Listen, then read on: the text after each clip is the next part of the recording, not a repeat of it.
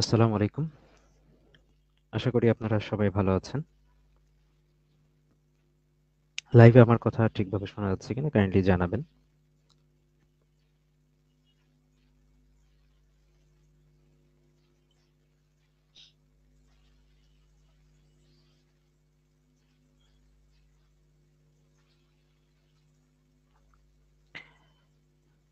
সবাইকে নববর্ষের শুভেচ্ছা। নতুন বছরের প্রথম দিনেই আপনাদের মতামতের ভিত্তিতে এক নতুন কোর্স লঞ্চ করতে যাচ্ছি। আসলে অনেক দিন থেকে কোনো লাইভ কোর্স হচ্ছিল না। আমি নিজেও ডিপ্রাইভড ফিল করছিলাম যে আপনাদের সাথে সরাসরি ইন্টারেকশনে যাওয়ার যে একটা আনন্দ পড়াতে গিয়ে সেটা অনেক দিন থেকেই মিস করছিলাম।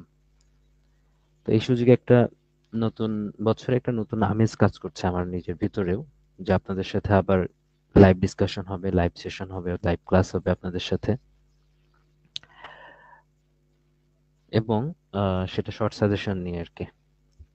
আপনারাই বলেছিলেন যে এই মুহূর্তে এটাই আসলে বেশি দরকার। এর আগে অনেক আগে 45তম বিসিএস এর আগে মেবি শর্ট সাজেশন দিয়েছিলাম, সেটার কিছু ফ্রি ক্লাস অনলাইনে আছে, বিসিএস ডক্টরের ইউটিউব চ্যানেলে আছে। তার আগে আমরা 46 বিসিএস প্রিলির আগে কি করেছিলাম, 46 বিসিএস প্রিলির আগে করেছিলাম হচ্ছে আরএসআই পদ্ধতিতে বিসিএস প্রিলি এমসিকিউ সলভ প্রোগ্রাম। ওটাতে দশম থেকে 45তম বিসিএস এর প্রশ্ন সলভ করা হয়েছিল। 46তম বিসিএস প্রিলির আগে করা হয়েছিল। তো ওই ওইটার একটা অভিজ্ঞতা থেকে তো আমরা বুঝতেই পেরেছি যে আরএসআই পদ্ধতিতে বিসিএস এর যে বিগত সালের প্রশ্ন, মানে দশম থেকে 45তম বিসিএস এর প্রশ্ন থেকে 47তম বিসিএস এ আমরা 46তম বিসিএস এ আমরা কি দেখলাম যে 160টা প্রশ্ন কমন এসেছে। অর্থাৎ আমরা যে ক্লেম করেছিলাম যে 50% প্রশ্ন কমন পড়ে, তো সেখান থেকে তো আমরা গুরুত্বপূর্ণ টপিকগুলো বুঝতেই পেরেছি যারা কিনা ওই কোর্সে আমরা আছি, আরএসআই কোর্সের মধ্যে। তো ওইটার একটা অভিজ্ঞতা আমার আছে। তো ওইটা পড়াইতে গিয়ে আর আমার কিন্তু সাজেশনটা আরো প্রিসাইজ হয়েছে, একদম গুরুত্বপূর্ণ টপিক কোনগুলো এটা কিন্তু নিজে পড়ার সময় বা এমনিতেই যখন প্রিভিয়াস সালের প্রশ্ন থেকে নিজে পড়েছি আর আপনাদের আলাদা করে আমি সলভ করে দিয়েছি, দশম থেকে আবার 46তম নতুন করে সলভ করেছি। এই পুরোটা যখন সলভ করেছি তখন তো ওই টপিকগুলো, গুরুত্বপূর্ণ টপিকগুলো আরো প্রিসাইজ হয়ে গেছে। ব্যাপারটা এমন না যে সাবজেক্টের মধ্যে শুধু একটা টপিকের নাম বলে দিলাম, এরকম করে পড়বেন, ব্যাপারটা এরকম না। এটা আরো ডিটেইলড সাজেশন সাজেশন থাকবে ভিতরে। হ্যাঁ, সেটা নিয়ে আমি কথা বলবো আর কি। ডিটেইলড সাজেশন থাকবে যেটা কিনা আপনারা প্রিভিয়াস যে আমার শর্ট সাজেশনের ক্লাস রয়েছে, সেটা কিনা 45তম বিসিএস এর আগে করেছিলাম, ওরকম থাকবে না। ওটা সুপারফিশিয়াল একটা সাজেশন ছিল, টপিক ভিত্তিক একটা সাজেশন দেওয়া ছিল। এছাড়া তারা ইন ডেপথ সাজেশন থাকবে। যার কারণে আপনারা মোটামুটি গত 2 দিন থেকে অনেক কিছু পরামর্শও দিয়েছেন আপনারা। ঠিক আছে, পরামর্শও দিয়েছেন। আপনাদের পরামর্শের প্রেক্ষিতেই আপনাদের কাছ থেকে যে পরামর্শগুলো পেয়েছি ওটার সাপেক্ষেই আমি আহ, আমার কোর্স প্ল্যানেও কিছু চেঞ্জ নিয়ে এসেছি এবং মতবাদের ভিত্তিতে কোর্স প্ল্যানটাও আমি রেডি করেছি। তো মূলত এখানে শিওর শর্ট সাজেশন, এখানে 4টে এস রয়েছে, 4টে এস নিয়ে আসলে এখানে 4S কোর্স, হ্যাঁ, 4S কোর্সের বলা হয়েছে। আর টার্গেট দেখলাম যে আসলে এখানে আমি যেভাবে পড়াবো, শর্ট সাজেশনটা যেভাবে দেওয়া হবে, এই সাজেশন গুলো এইভাবে পড়লে আসলে আমাদের প্রিলিতে কত মার্ক কভার করতে পারে, যে কত মার্ক আমরা অ্যান্সার করতে পারি, সেটা দেখলাম আমি। যে ক্যালকুলেশনটা করলাম, করে দেখলাম যে না, এটা সুন্দরভাবে 120 প্লাস হয়ে যাচ্ছে। 120 প্লাস হয়ে যাচ্ছে এবং এটাকেও আমরা ক্যাটাগরি ওয়াইজ আমরা ভাগ করেছি, সেটা আমরা দেখব। তো যার কারণে এটা বললাম যে আরএসআই এর যে কোর্সটা আমরা কত বছর করেছিলাম 46 46তম বিসিএস এর আগে, 47তম বিসিএস এর আগে নতুন একটা কোর্স, এটা short suggestion course, 4S course. তো এই 4S কোর্সটা আসলে কাদের জন্য প্রয়োজন এই মুহূর্তে? আসলে এক্সাম ডেট পিছিয়ে গিয়ে অনেকের মনে কিন্তু নতুন একটা আশার আলো সঞ্চার হয়েছে যে নিজেকে বাদবাকি সময়টুকু আরো একটু পড়াশোনা করে যেন ভালোভাবে পরীক্ষাটা দেওয়া যায়। এক্ষেত্রে দুই শ্রেণীর মানুষ রয়েছে। আমার মেইন কোর্সের স্টুডেন্ট রয়েছে যারা কিনা শেষের দিকে ভর্তি হয়েছে। শেষের দিকে ভর্তি হওয়ার কারণে দেখা যাচ্ছে তারা মানে যদি পরীক্ষাটা জুন মাসে হতো হয়তো বা তাদের এই প্রিপারেশনটা শেষ করে রিভিশন করাটা খুব টাফ হতো। তো এই মুহূর্তে পরীক্ষাটা পেছানোর কারণে তারা কিন্তু মেইন কোর্সের যারা স্টুডেন্ট আছে তারা কিন্তু ফুল কোর্সের পড়াশোনা করে কিন্তু তারা রিভিশন দিয়ে পরীক্ষার হলে যেতে পারবে। সেই সময়টুকু কিন্তু এখন রয়েছে।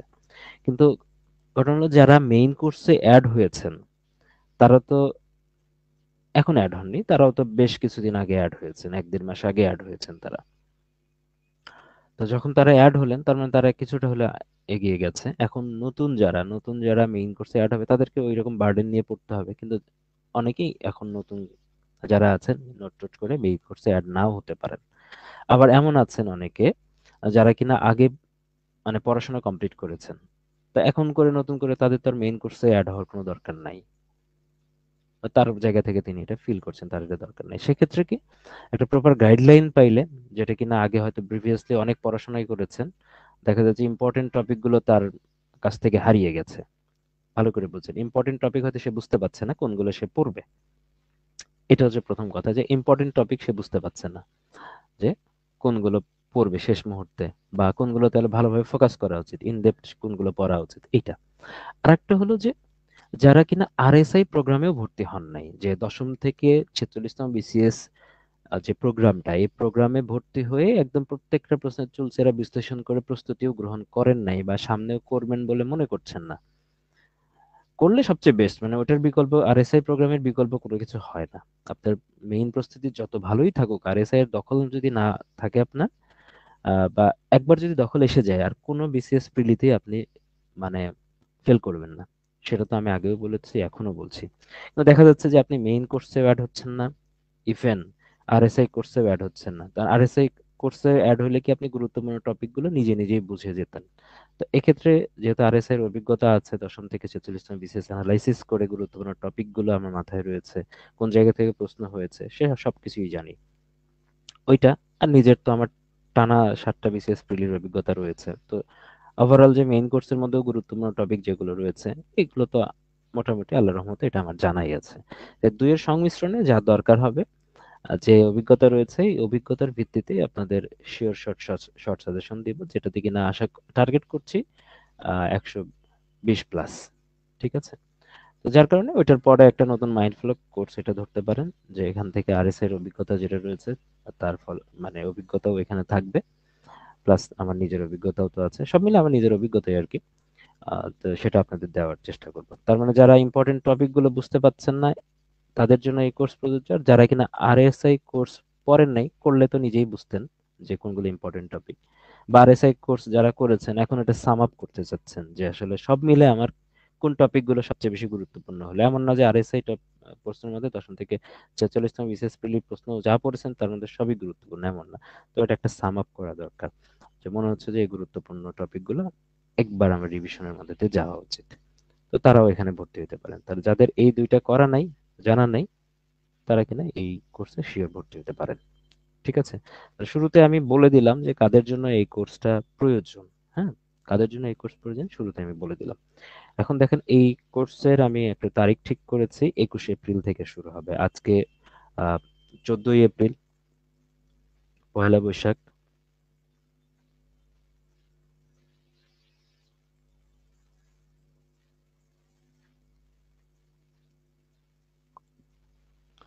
ওকে, দেখেন এখানে আপনাদের কাছ থেকে কিছু গুরুত্বপূর্ণ পরামর্শ পেয়েছি, যে আপনার কাছে চেয়েছিলাম যে আসলে কিভাবে আমরা কোন সাবজেক্ট গুলো দিয়ে আগে শুরু করতে পারি, কোনগুলো পরে রাখতে পারি, এরকম সাজেশন চেয়েছিলাম আপনাদের কাছ থেকে। আপনার মতামত দিয়েছেন।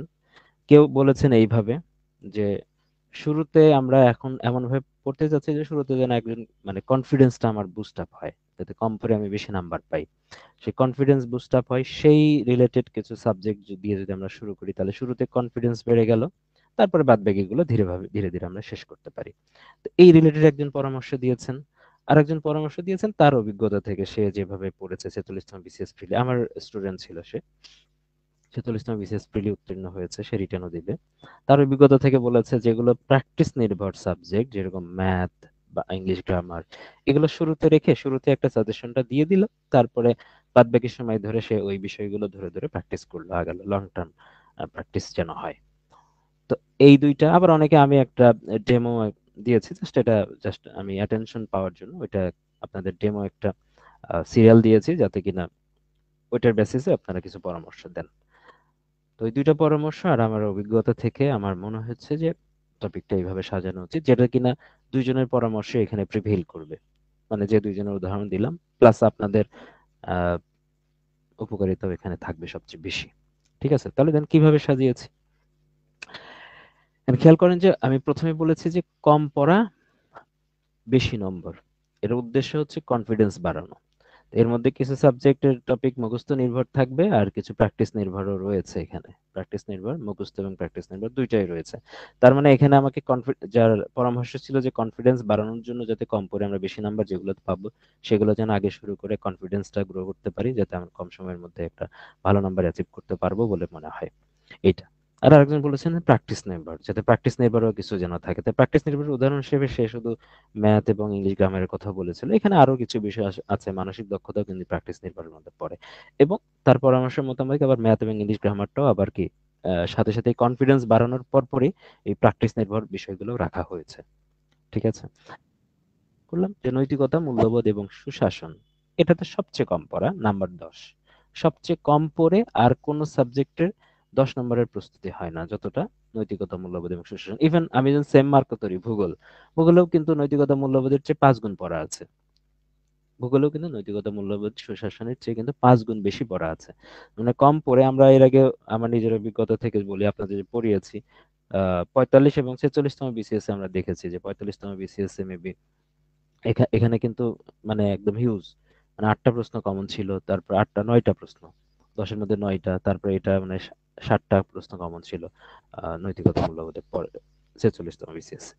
তো দেখলাম যে মোটামুটি আপনার যেভাবেই পড়েন না কেন, গুরুত্বপূর্ণ টপিক গুলো জাজ করে যদি আপনি পড়েন প্রিভিয়াস সালের প্রশ্ন সহ, ওখানে যে প্রিভিয়াস সালের প্রশ্ন সাপেক্ষে তো আসলে গুরুত্বপূর্ণ টপিক গুলো আমরা জাজ করে বলবো, তাহলে 6-এর নিচে কোনোভাবেই আসবে না। মানে যদি দেখা যাচ্ছে যে অ্যাজ ইউজুয়াল যেভাবে প্রশ্ন হয় 6-এর নিচে নাম্বার আসবে না, তাহলে আমাদের এই মিডল এখানে যে কলামটা রয়েছে এই কলামে আমাদের টার্গেটেড নাম্বার, যে 6 নাম্বার আমাদের এখানে টার্গেট 10-এর মধ্যে, এটা।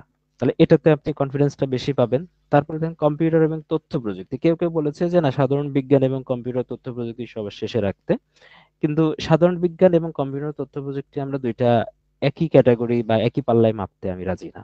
কারণ সাধারণ বিজ্ঞানে huge huge huge huge topic আছে, কিন্তু এত এত টপিক থেকে প্রশ্ন আসে যে গত কয়েক বিসিএস এর প্রশ্ন আমরা অ্যানালাইসিস করলে দেখতে পাই 15-এর মধ্যে 7-8 নাম্বারটা পাওয়াটা একটা স্ট্যান্ডার্ড নাম্বার হয়ে দাঁড়িয়েছে সাধারণ বিজ্ঞানে।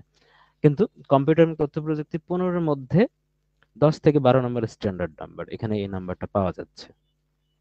সেভাবে প্রশ্নটা হচ্ছে, এবং এই টপিকেও কিছু সিলেক্টেড কিছু টপিক আছে, সেই জায়গা থেকে প্রশ্নগুলো এসে থাকে। যে 15টার মধ্যে থেকে 10টা আপনি অ্যান্সার করবেন, এই 10টা একদম কিছু জায়গা, খুব বেশি জায়গা নয়, দেখা 20-25টা জায়গা থেকে এই 10টা প্রশ্ন কিন্তু বরাবর এসে থাকে। তার মানে এটা খুব একটা সিলেক্টেড জায়গা আছে এগুলা, এটার জন্য। তো সেই জায়গা থেকে পড়াশোনা করলে তো কম্পিউটার তথ্য প্রযুক্তির নাম্বারটাও কিন্তু আগাবে। এখানে একটা কিছু বিষয় আছে, কিন্তু ম্যাথমেটিক্যাল কিছু বিষয় আছে, কম্পিউটার নাম্বার ব্যবস্থা কিছু, এর বাদ বাকি কিন্তু সবগুলো মুখস্থ নির্ভরই, কিছু যে বোঝার বিষয় আছে রিলেট করে পড়ার জন্য।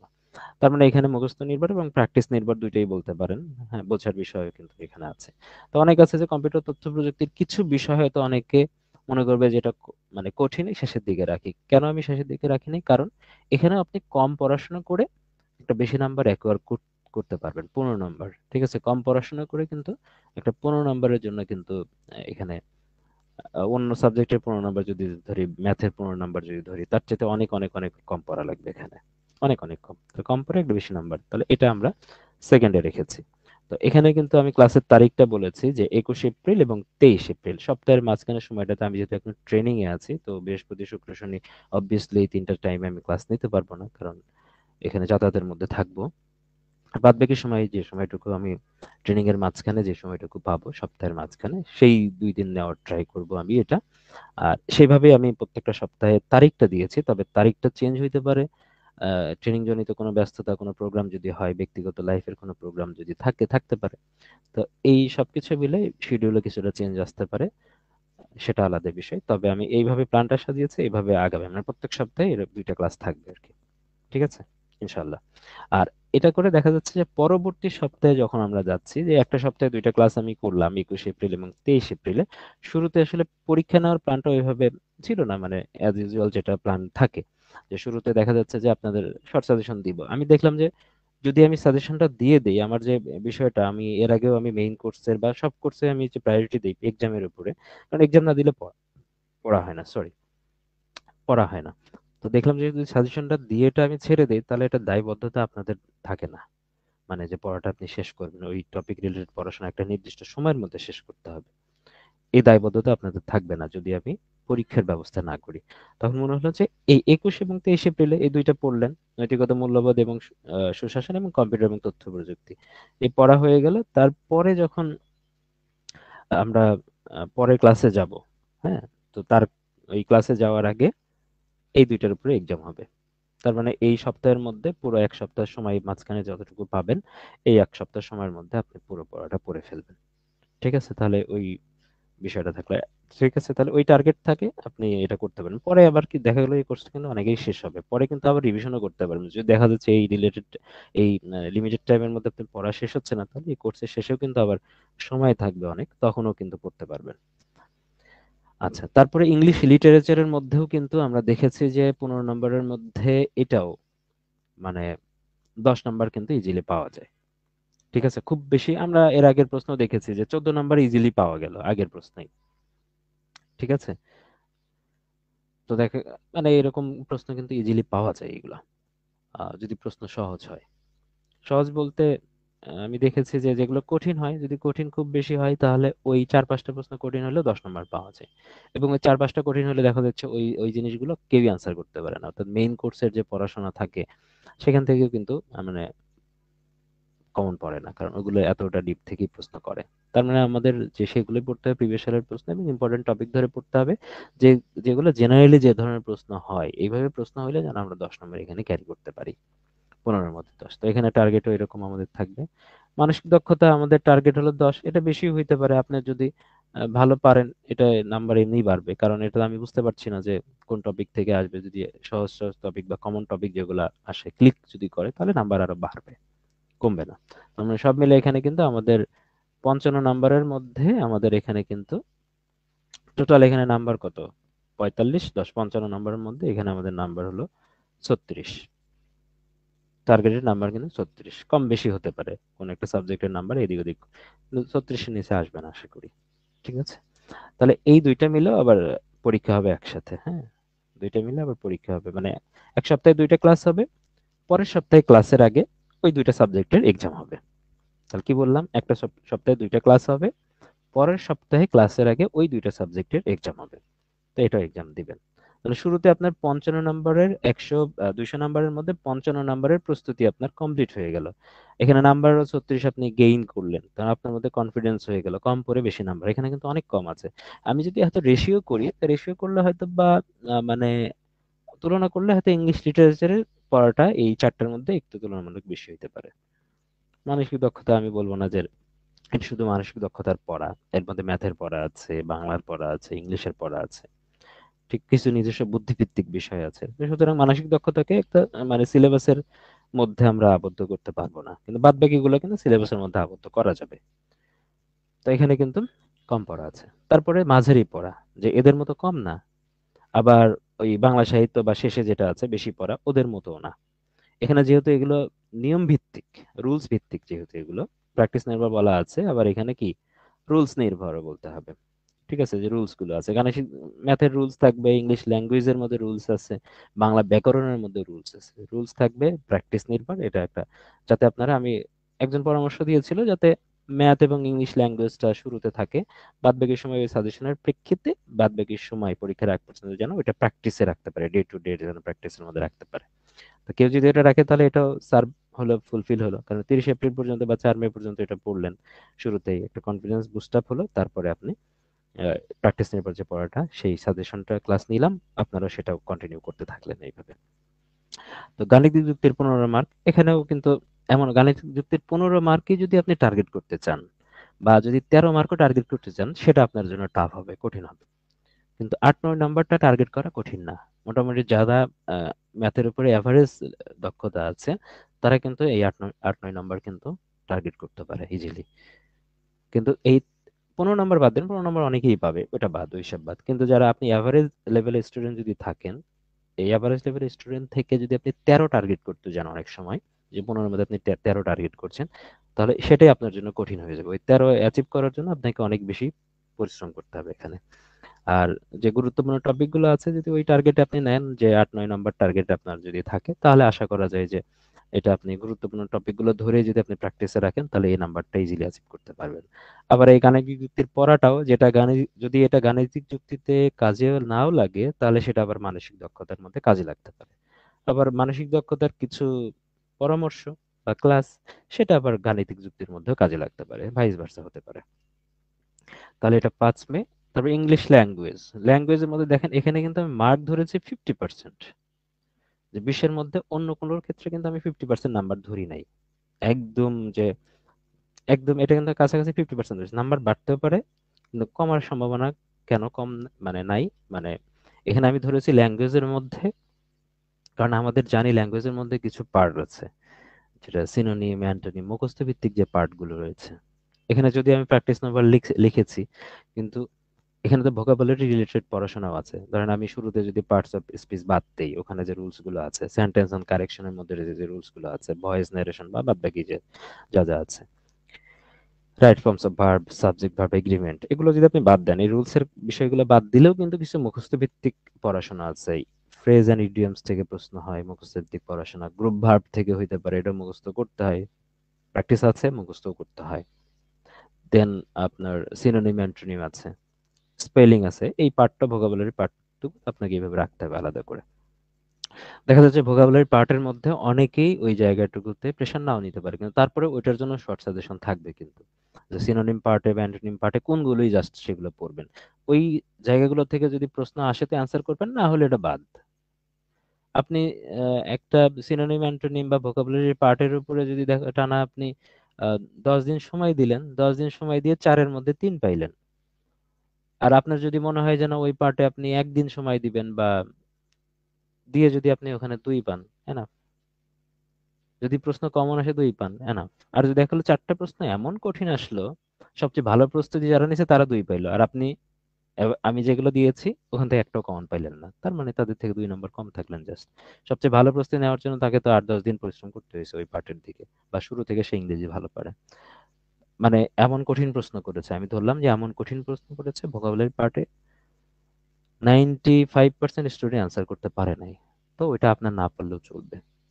ওই 5% যারা ইংরেজিতে খুব বেশি দক্ষতা আছে যাদের, তারা হয়তো 4টার মধ্যে 2টা অ্যান্সার করতে পারলো, ওটা আপনি যদি ছেড়েও দেন কোনো সমস্যা হবে না।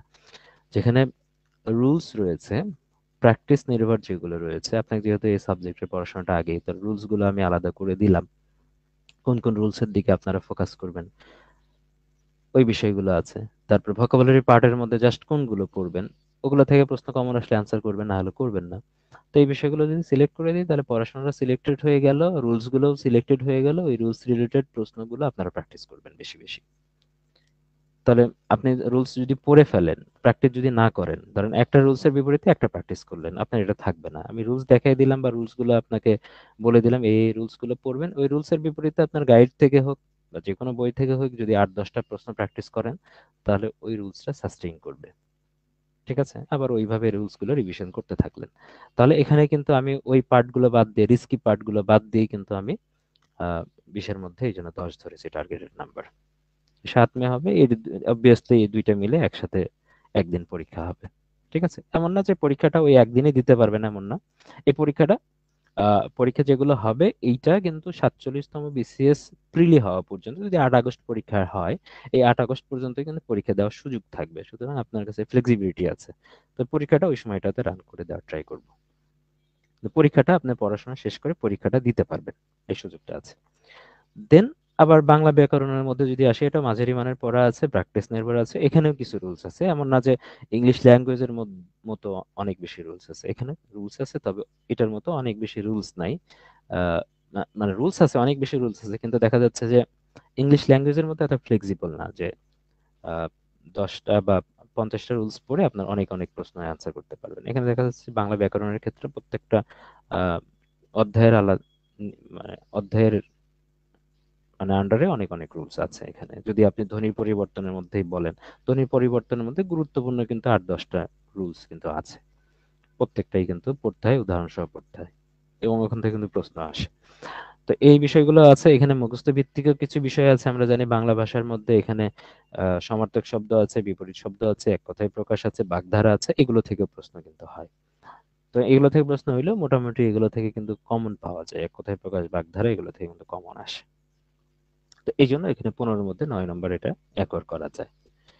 কিছু গুরুত্বপূর্ণ কিছু কঠিন টপিক আছে, সেগুলো আমরা বাদ দিলাম। তাহলে এখানে দেখা যাচ্ছে এখানে আমাদের টোটাল নাম্বার কত, এখানে 15, 30, 50 নাম্বার। 50 নাম্বারের মধ্যে আমাদের এখানে নাম্বার হচ্ছে 28। ঠিক আছে, তাহলে টার্গেটেড নাম্বার এখানে আমাদের 28 হয়ে গেল। এখন আসেন, তার মানে এখানে আমাদের টোটাল নাম্বার কিন্তু করলাম কত, 105। 200 মার্কের মধ্যে 105, 200 মার্কের মধ্যে 105 কিন্তু হয়ে গেল এখানে। এখন আসেন বাদ বাকি 95 মার্ক। বাদ বাকি 95 মার্কের মধ্যে আমাদের, আচ্ছা এখানে তাহলে কত হইলো দেখেন, 64 মার্ক না? হুম, টোটাল আমাদের এখানে 64 মার্ক কিন্তু এখানে কাভার হয়ে গেল। তাহলে 120-এর জন্য আর লাগে আমার 56 নাম্বার, যেটা কিনা বাদ বাকি, ওটার জন্য বাদ বাকি 95 নাম্বার থাকলো। এই বেশি পড়া এবং মুখস্থ নির্ভর নির্ভর এখানে আছে 95 নাম্বার। আচ্ছা, এই 95 নম্বরের মধ্যে যদি লাখ, লাখ যদি ফেভার করে তো সবার জন্যই ফেভার করবে। খেয়াল করেন, লাখ যদি ফেভার করে সবার জন্যই, কোন সবার, কোন সবার জন্য ফেভার করবে? যারা কিনা গুরুত্বপূর্ণ টপিক বুঝে পড়বে, গুরুত্বপূর্ণ টপিক যারা জেনে পড়বে, তাদের জন্য, তাদের মধ্যে যাদের লাখ ফেভার করবে। এমন না যে ধরেন প্রশ্ন ইজি হলো, আমি বলছি গুরুত্বপূর্ণ টপিক থেকে প্রশ্ন আসলো এবং প্রশ্নগুলো ইজি হলো। প্রশ্নগুলো ইজি আমরা কখন বলবো? একটা বিসিএস এর প্রশ্ন আমরা কখন ইজি বলবো? যখন গুরুত্বপূর্ণ টপিক থেকে প্রশ্ন আসবে। ম্যাক্সিমাম প্রশ্নগুলোই গুরুত্বপূর্ণ টপিক থেকে প্রশ্ন আসবে। এমন হ্যাঁ ঠিক আছে, গুরুত্বপূর্ণ টপিক থেকে প্রশ্ন আসলো, কিন্তু যে স্টুডেন্টরা জানলোই না গুরুত্বপূর্ণ টপিক কোনগুলো, সে তো ওভারঅল বাংলা সাহিত্যে সবই পড়ে ফেললো, বাংলাদেশ বিষয়গুলি সবই পড়ে ফেললো, আন্তর্জাতিক বিষয়গুলি সবই পড়ে ফেললো। তো সে তো গুরুত্বপূর্ণ টপিক বুঝলো না। যারা গুরুত্বপূর্ণ টপিক বুঝে পড়াশোনা করেছে, তাদের জন্য কিন্তু ওই লাখটা কাজে লাগবে যদি প্রশ্ন সহজ হয়। তাহলে দেখেন, প্রশ্ন যদি সহজ হয় তাহলে নাম্বার বাড়তে থাকবে। আর না হলে এখানে আমাদের টার্গেটেড নাম্বার হচ্ছে 56, তাই না? আগে 64 ছিল, এটা 56। তাহলে 95 নম্বরের মধ্যে 56। তো যদি ভাগ্য ভালো হয় এখানে নাম্বারটা কিন্তু বাড়তে পারে, কিন্তু আমি ওটা আমরা ধরলাম না। আমরা অ্যাভারেজে যেটা ধরাটা আমাদের যৌক্তিক, আমি সেটাই ধরছি। তো বাংলা সাহিত্যে এখানে 20 মার্ক থাকে, তো 20 মার্কের মধ্যে 10 মার্ক এখানে আমি ধরেছি, কারণ বাংলা সাহিত্যের প্রশ্ন আমরা মাঝামাঝি লেভেলের ধরবো। কিছু প্রশ্ন আসবে গুরুত্বপূর্ণ টপিক থেকে, কিছু আসবে একদম নতুন টপিক থেকে।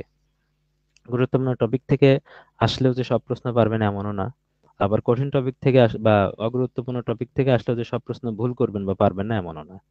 সে সব সংমিশ্রণে সাজেশন থাকবে। তার মানে সব মিলে এটাও কিন্তু আমি 50% ধরেছি, যে আমাদের টার্গেট এখানে 20-এর মধ্যে 10, 50%। তো 14ই মধ্যে হবে। তারপর বাংলাদেশ, আচ্ছা এটার কিন্তু বাংলা সাহিত্যের সাথে বাংলা ব্যাকরণের পরীক্ষাটা কিন্তু একসাথে হবে, যেমন 18 মে 18 মে, মানে পরীক্ষাটা মানে একসাথে রান হবে। আপনি পরীক্ষাটা আলাদা আলাদা করেও দিতে পারবেন, সেটা সুযোগ আছে। তবে কোর্স প্ল্যান অনুসারে যেটা বলার সেটা আমি বলি। দেন আসেন বাংলাদেশ বিষয় বলি। বাংলাদেশ বিষয়ের নাম্বার হিউজ 30। এখন মনে হইতে পারে যে এখানে এত বেশি টার্গেট কেন আমার। আচ্ছা, বাংলাদেশ বিষয়ের নাম্বার হলো 30।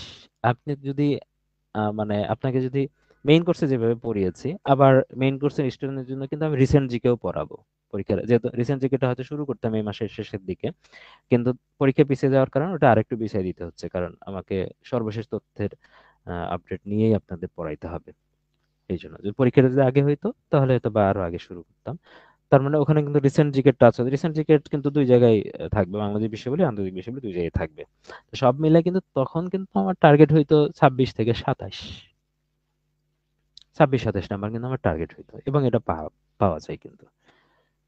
ঠিক আছে, মোটামুটি বাংলাদেশ বিষয়গুলির যে টপিক, গুরুত্বপূর্ণ টপিক ধরে এবং রিসেন্ট জিকের যদি প্রশ্ন কেউ সলভ করে, রিসেন্ট জিকের টপিকগুলো বুঝে শুনে যদি কেউ পড়ে রিলেভেন্ট করে, তাহলে কিন্তু সে 26-27 নাম্বার পায় 30-এর মধ্যে। তার আমাদের টার্গেট কিন্তু আমি অত ধরি নাই, 22 ধরেছি। তার মানে তার চাইতেও আমি কম ধরেছি। গুরুত্বপূর্ণ টপিক যেহেতু আর একটু কমাই দিব, এখানে কিছু টপিক প্রিসাইজ করে দিব, তাহলে টার্গেট আমার কম। কিন্তু এখানে চাইলে মানে ক্লিক করলে নাম্বার কিন্তু আরো বাড়বে। আমি এখানে সর্বনিম্নটাই ধরেছি। ভূগোলের প্রশ্ন আর সাধারণ বিজ্ঞানের প্রশ্নটা আনপ্রেডিক্টেবল। এই দুইটাই আমি বলবো আনপ্রেডিক্টেবল। প্রশ্ন এমন হইতে পারে যে আপনি ভূগোলের মধ্যে 10-এর মধ্যে 8ও পেয়ে যাচ্ছেন। হ্যাঁ, কারণ একবার দেখা যাচ্ছে যে ভূগোলের প্রশ্নের মধ্যে 10-এর মধ্যে আপনি 7-8 নাম্বার পাচ্ছেন। কিছু প্রশ্ন এমন হচ্ছে 5 পার করা যাচ্ছে না ভূগোলে প্রশ্ন, এরকম হচ্ছে। আবার কিছু প্রশ্ন আছে মাঝে মাঝে এরকম প্রশ্ন হয় 3-4 নাম্বারটা ইজিলি পাওয়া যায়, বাদ বাকিগুলা স্ট্রাগল করতে হচ্ছে। তো ভূগোলের কিন্তু এরকম চেঞ্জ আছে।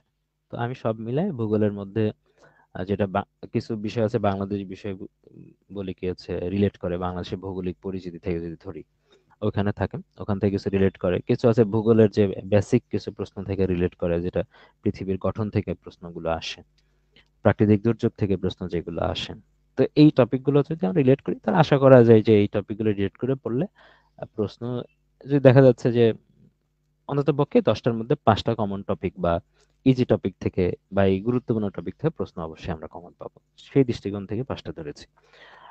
আন্তর্জাতিক বিষয়াবলীর আমি বলবো যে যারা কিনা আন্তর্জাতিক বিষয় এতদিন পড়েন নাই, তারা এই শর্ট সাজেশনটা ভালো করে দেখবেন।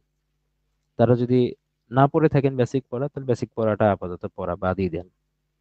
শর্ট সাজেশন পড়েন, বা যদি মনে হয় যে বেসিক পড়া আপনি কিছু পড়তে চান, সেক্ষেত্রে আন্তর্জাতিক পরিবেশগত ইস্যু, কূটনীতি, জাতিসংঘ এবং অন্যান্য সংস্থা, এই পড়াটা আগে রাখতে পারেন। কি বললাম, যদি মনে হয় যে আন্তর্জাতিক বিষয়াবলীর সাজেশনটা একদম শেষের দিকে আছে যেহেতু, কারণ এটা মানে আমাকে তো রিসেন্ট আপডেট নিয়ে পড়াইতে হবে ওই সময়টাতে। তারপরে মানে এরপরে আর মনে হয় না আর পড়া লাগবে, কি এই জন্য সর্বশেষ রেখেছি আমি এটা। এরপরে আর কোনো কিছু আপডেট করা লাগবে না। কিন্তু আপনার যদি মনে হয় যে আন্তর্জাতিক বিষয়াবলী এখন কেউ পড়বেন, মানে কেউ এই কোর্সে ভর্তি হবেন না, কেউ কোর্সে ভর্তি হলে সে শুরু থেকে সাজেশনমূলক ক্লাসগুলো তো করছেন, করে তো সেই পড়াগুলো পড়ছেন, সে হয়তো আন্তর্জাতিক বিষয়াবলীর বেসিক পড়া পড়ার সময় পাবে না, তার দরকারও নাই। কেউ যদি মনে হয় যে না আন্তর্জাতিক বিষয়াবলীটা আপনি পড়তে যাচ্ছেন নিজে থেকে কোর্সে ভর্তি না হয়ে, তাহলে আন্তর্জাতিক বিষয়াবলী বা আগে পড়া আছে, বা বা এমনও হইতে পারে যে এটার পাশাপাশি আপনি আন্তর্জাতিক কিছু পড়া পড়তে চান, সে শুধু 2টা অধ্যায় পড়বেন। সেটা হচ্ছে আন্তর্জাতিক পরিবেশগত ইস্যু ও কূটনীতি, আর হচ্ছে জাতিসংঘ এবং অন্যান্য গুরুত্বপূর্ণ সংস্থা যেগুলো আছে, অর্থনৈতিক এবং রাজনৈতিক প্রতিষ্ঠান যেগুলো আছে, এই পড়াটা আর আগে রাখতে পারেন। আর শেষের দিকে যে রিসেন্ট দিকের কোর্সটা যেটা হবে, ওর মধ্যে বাদ বাকি আন্তর্জাতিক বিষয়গুলি কাভার হয়ে যাবে, বা এখানে যে শর্ট সাজেশন যেটা দিব ওই রিলেটেড পড়লে কাভার হয়ে যাবে। এবং ওইটুকু কাভার করলে আপনার 13-14 নাম্বার এমনিই পারা যাবে, আশা করা যায়। 13-14 নম্বর, তারপরে আমি এখানে 12 নম্বর ধরেছি। ঠিক আছে, 12 নম্বর আমি এখানে ধরেছি সেফ পজিশন এখানে। সাধারণ বিজ্ঞানে আমি 50%-এর চেয়েও 1 নম্বর আমি কম, মানে 50% ধরতে পারেন, 15-এর মধ্যে 8 বাদ দিয়ে 7 আমি ধরেছি। কারণ সাধারণ বিজ্ঞানের প্রশ্ন গত কয়েকবারই দেখেছি যে সায়েন্সের স্টুডেন্টদের জন্য স্ট্রাগল করতে হয়েছে, যারা কিনা টিউশন করেন তাদের বিষয়টা আলাদা। যারা সায়েন্স ব্যাকগ্রাউন্ডে রয়েছেন, টিউশন করেন নাই, বা এমনি হয়তো জেনারেলি প্রস্তুতি নিয়েছেন বই পড়ে পড়ে, তাদের স্ট্রাগল করতে হয়েছে কিছু কিছু ক্ষেত্রে। তার মানে এখানে আমি 7 নম্বর কোন নাম্বারে ধরেছি, যেগুলো হচ্ছে স্ট্রাগল করা ছাড়া, মানে স্ট্রাগল কোন ক্ষেত্রে, হয়তো বা 15-এর মধ্যে 10 পাইতে তাকে স্ট্রাগল করতে হয়েছে, 10-11 পাইতে স্ট্রাগল করতে হয়েছে, তার মনে হয়েছে সাধারণ বিজ্ঞান, আমি সায়েন্স ব্যাকগ্রাউন্ডের, আমার এটা ভালো পারার কথা, তো ভালো পারতে গিয়ে তাকে স্ট্রাগল করতে হয়েছে। তো 7 নাম্বার কিন্তু আশা করা যায় যে কিছু সিলেক্টেড টপিক থেকে আছে যে মোটামুটি 7 নাম্বার প্রশ্ন অ্যান্সার করার মতো আপনি, আপনাকে সে টপিক আমি বলে দিতে পারবো, আশা করা যায়। এই করে এখানে টোটাল আপনার 95 নাম্বারের মধ্যে 56 নাম্বার, এটা ইজিলি 60 নাম্বার, আমি বলছি ইজিলি 60 নাম্বার পার হয়ে যাবে। 56 নম্বর বলা আছে, ইজিলি এটা 60 নাম্বার পার হয়ে যাবে, কারণ এখানে আমি অনেক কিছু ছাড় দিয়েও বলেছি, আবার আবার সম্ভাবনার কথা বলেছি, লাকের কথাও বলেছি আমি এখানে। হ্যাঁ, এখানে লাকের একটা ব্যাপার আছে। আর এখানে কিন্তু লাকের ব্যাপার, মানে এখানে প্র্যাকটিসের, মানে এখানে যে মিডলের 50 নাম্বার, এখানে প্র্যাকটিসের ব্যাপার আছে, এখানে লাক দিয়ে হবে না। আপনি পড়াশোনা করলেন, যেগুলো আপনার রুলস আছে, রুলস কমন পড়লো, আপনি প্র্যাকটিস করলেন না, লাখে কাজবে না এটা, কাজ হবে না এটা। আর এটার কথা তো আমি বলেছি, হ্যাঁ এখানেও লাক থাকতে পারে, কিন্তু এখানে দেখলাম যে আপনার লাকের ব্যাপারটা কি, অ্যাজ ইউজুয়াল প্রশ্ন হইলেই আপনার এখানে পুরোপুরি লাখ লাখ লাগবে না, এখানে অ্যাজ ইউজুয়াল প্রশ্ন হইলেই যে টপিকগুলো দিব মোটামুটি ওই টপিকগুলো থেকে প্রশ্ন আসবে। তো মোটামুটি এটা হচ্ছে অনেক বেশি পড়া থেকে আপনি বেঁচে যাবেন এখানে এই প্রথম চ্যাপ্টার জন্য। তো এই জন্য আমি এইভাবেই সাজিয়েছি যে প্রথমে হচ্ছে কম পড়া বেশি নাম্বার দিয়ে যাতে আপনার কনফিডেন্সটা বাড়ে, সেটাতে মুখস্থভিত্তিক পাঠ এবং প্র্যাকটিসও থাকবে। এরপরে মাঝারি মানের পড়া আছে, প্র্যাকটিস নির্ভর, তারপরেই ওটা রাখা হয়েছে যে প্র্যাকটিস যেন লং রানে প্র্যাকটিস করতে পারেন আপনারা লং টাইম ধরে। শেষে আমি বেশি পড়া রেখেছি মুখস্থ নির্ভর, এবং এখানে সেটাও আমি টার্গেট মার্কটা সেট করে দিয়েছি। তো সেইভাবেই শুরু হবে। ঠিক আছে, তো আপনাদের এমনিতেই তো আপনারা জানেন যে একটা বৈশাখী অফার চলছিল প্রিভিয়াস যে প্রশ্ন মানে কোর্সগুলো আছে সেগুলোতে। তো এটাতে যেন আপনারা বৈশাখী অফার পেতে পারেন, এই জন্য এটা কষ্ট করে হলে আজকে দ্রুততম সময়ের মধ্যে কোর্স প্ল্যানটা রেডি করে ফেলেছে এখানে। ঠিক আছে, তো এমনিতেই দেওয়া আছে বিশেষ পরিস্থিতিতে রুটিনে পরিবর্তন আসতে পারে। আর এমনি 8 আগস্ট পরীক্ষা। আর এটা দেখেন, তাহলে এটার কোর্স ফি সম্পর্কে অনেকে জানতে চেয়েছেন। কোর্স ফি হচ্ছে এখানে টোটাল কোর্স ফি হলো 1500 টাকা। 1500 টাকা যারা বৈশাখী অফারে ভর্তি হবেন, প্লাস 47তম বিসিএস প্রিলির মেইন কোর্সের স্টুডেন্ট যারা, তাদের জন্য হচ্ছে 1250 টাকা। বৈশাখী অফারটা আজকে এবং আগামীকাল চলবে, মানে এই কোর্সের জন্য। অন্য কোর্সের গুলো আজকেই অফ অফ হয়ে যাবে। অন্য কোর্সে যেগুলো চলছে সেটা গতকাল হয়েছে আর আজকে চলেছে। আর এটার জন্য যেহেতু আজকে এটা জানানো হয়েছে, এটার আজকে এবং আগামীকাল এই অফারটা চলবে, 1250 টাকার অফার। আর রেগুলার হচ্ছে 1500 টাকা। তবে মেইন কোর্সের স্টুডেন্ট যারা আছেন, 47তম বিসিএস প্রিলির মেইন কোর্সের স্টুডেন্ট, তাদের জন্য 1250 টাকা এই অফারটা সবসময় থাকবে। ওকে, এর বাইরে আরো কিছু কোর্স আছে, আপনারা জানেন যে 47তম বিসিএস প্রিল 4S এর কথা মাত্রই বললাম। সর্বশেষ এক্সাম ব্যাচ কিন্তু শুরু হয়েছে 10 এপ্রিল থেকে, মাত্রই শুরু হলো এটা। এটা যেহেতু ডেট পিছালো, তো এটার কোরবানি ঈদের আগে টপিক ভিত্তিক এক্সাম গুলো এক্সটেন্ড করে দেওয়া হয়েছে। কোরবানি ঈদের পরে, ঈদ উল আজহার পরে সাবজেক্ট ফাইনাল মডেল টেস্ট শুরু হবে, এই এক্সামটা রানিং। আর পরবর্তীতে যারা 47তম বিসিএস দিবেন না, যারা পরবর্তী জেনারেল বিসিএস দিবেন, তাদের জন্য হচ্ছে 49তম নামে এটা চলছে আর কি। আর যেহেতু 48তম স্পেশাল হওয়ার কথা, সেই ব্যাচটাও চলছে। আর 47তম মেইন কোর্স এটা তো আছেই, চলছে। আর এটার কথা আমি বলছিলাম যে আরএসআই পদ্ধতিতে এটা সমস্ত বাংলাদেশের সকল চাকরির, সকল প্রিলি পরীক্ষার জন্য এটা ইম্পর্টেন্ট। শুধু এটা বিসিএস কে সার্ভ করবে ব্যাপারটা এমন না। এটার উপর দখল আনেন, বাংলাদেশের কোনো প্রিলিমিনারি পরীক্ষা আপনি ফেল করবেন না। এটার উপর দখল নিয়ে আসেন। ঠিক আছে, আর অন্যান্য এক্সাম ব্যাচ আছে, 8000 এমসিকিউ এক্সাম ব্যাচ, আর সাবজেক্ট ফাইনাল এটার কথা এখানে আছে। আর লিখিত মডেল টেস্ট ব্যাচ ব্যাচ একটা চলছে, যেহেতু লিখিত পরীক্ষার সামনে 8 মেতে হবে লিখিত পরীক্ষা, তো সেটার একটা ব্যাচ চলছে। তো এই টোটালি আপনার চলমান কোর্সের অন্যান্য বিষয়গুলো জানিয়ে দিলাম। আর আপনাদের যদি কোনো প্রশ্ন থাকে, সেই প্রশ্ন করার জন্য ইনবক্স ওপেন আছে।